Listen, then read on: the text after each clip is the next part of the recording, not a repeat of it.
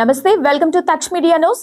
అందశ్రీ అంత్యక్రియలు పూర్తి. తెలంగాణ రాష్ట్ర అధికారిక గీతం జయ జయ హే తెలంగాణ రచయిత డాక్టర్ అందశ్రీ గారి అంత్యక్రియలు గట్కేసర్ సమీపంలోని స్వగ్రామంలో అధికారిక లాంఛనాలతో పూర్తయ్యాయి. ఈ సందర్భంగా ముఖ్యమంత్రి రేవంత్ రెడ్డి స్వయంగా అందశ్రీ పాడను మోయడం దృష్టిని ఆకర్షించింది. అమరావతి అభివృద్ధికి భారీ రుణాలు. రాజధాని అమరావతి అభివృద్ధి పనులను వేగవంతం చేయడానికి ఏపీ ప్రభుత్వం 9,000 కోట్లకు పైగా అదనపు రుణాలు తీసుకునేందుకు గ్రీన్ సిగ్నల్ ఇచ్చింది.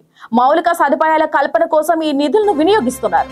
11 ప్రతిష్టాత్మక సంస్థలకు భూ కేటాయింపులు. రాజధాని అమరావతికి ప్రతిష్టాత్మక సంస్థలను తీసుకువచ్చే చర్యల్లో భాగంగా మొత్తం 49.50 ఎకరాల భూమిని 11 సంస్థలకు కేటాయిస్తూ ఏపీ ప్రభుత్వం ఆదేశాలు జారీ చేసింది. ప్రతి మండలంలో వర్క్ స్టేషన్ల ఏర్పాటు. ఆంధ్రప్రదేశ్ ప్రభుత్వం కీలక నిర్ణయం తీసుకుంది. రాష్ట్రంలోని యువతకు రిమోట్ వర్క్ ద్వారా ఉపాధి అవకాశాలు కల్పించేందుకు ప్రతి మండలంలో 20 నుంచి 30 వరకు డిజిటల్ వర్క్ స్టేషన్లు ఏర్పాటు చేయాలని కేబినెట్ ఆమోదం తెలిపింది. తెలుగు రాష్ట్రాలకు వర్ష సూచన. ప్రస్తుతం చలి తీవ్రత పెరుగుతున్నప్పటికీ బంగాళాఖాతంలో మరో అల్పపీడనం ఏర్పడే అవకాశం ఉందని వాతావరణ శాఖ తెలిపింది. నవంబర్ 17 తర్వాత ఏపీ, తెలంగాణలోని పలు జిల్లాల్లో భారీ వర్షాలు కురిసే అవకాశం ఉన్నట్లుగా అంచనా వేసింది. ఢిల్లీ వాయు కాలుష్యంపై సుప్రీంకోర్టు విచారణ.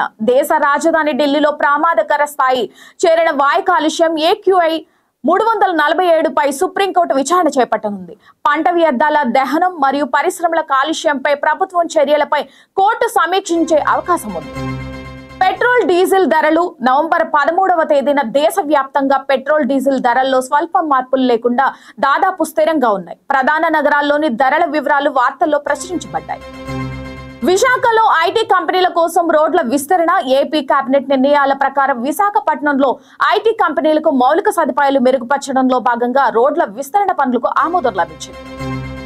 ఆంధ్రప్రదేశ్ మాజీ ముఖ్యమంత్రికి సంబంధించిన అక్రమాస్తుల కేసు విచారణ. టీటీడీ లడ్డు కల్తీ నెయ్యి కేసులో విచారణ వంటి వివాదాస్పద కేసుల తాజా అప్డేట్లు తక్ష్ మీడియా న్యూస్ లో చూడండి.